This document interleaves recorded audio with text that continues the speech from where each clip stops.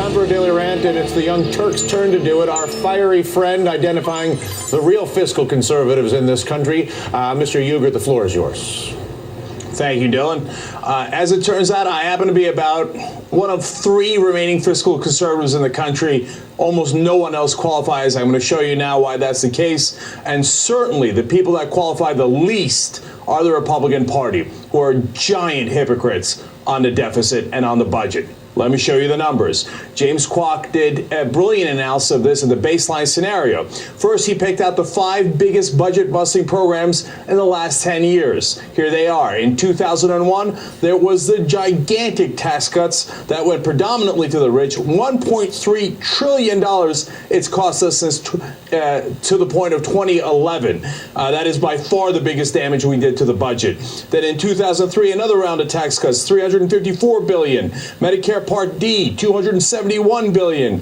And then in 2009, the stimulus package cost $793 billion. And then 2010 tax cut was $374 billion. Now, keep in mind, those are only the numbers through 2011, okay? Over a span of 10 years, they're going to cost a hell of a lot more than that. So who voted for these programs? Well, as you're about to find out, both sides, but predominantly Republicans. For the 2001 tax cuts, Democrats, 18% of Democrats voted for them.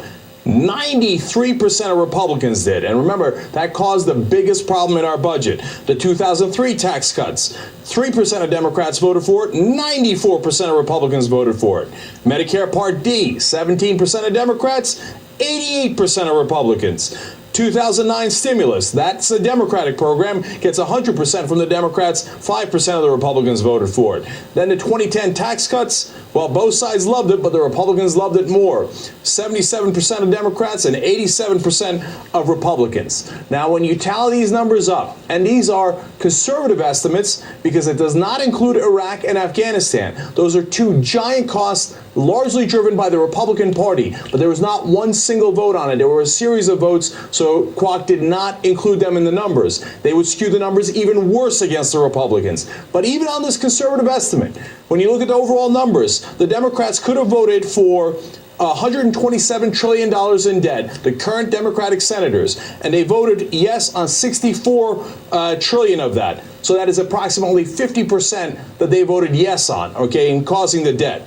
When you go to the Republicans, much worse. They could have voted on $104 trillion in debt, and they voted for $70 trillion of it. That is approximately 67% of the Republicans who voted yes to blow up the deficits. Now, I would have voted against almost every single one of those proposals. I would have voted yes on stimulus, but I hated even a third of that.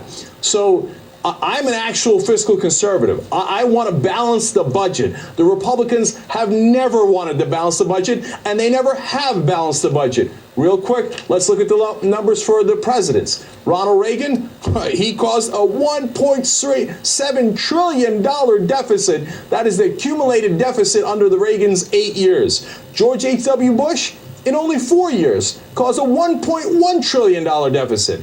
Clinton brings it way down to $884 billion because he had giant surpluses by the end of his two terms. And then Bush, of course, George W. Bush, $2.1 trillion in deficits, taking giant surpluses and making them record deficits. The Republicans have never voted in favor of really reducing the deficit.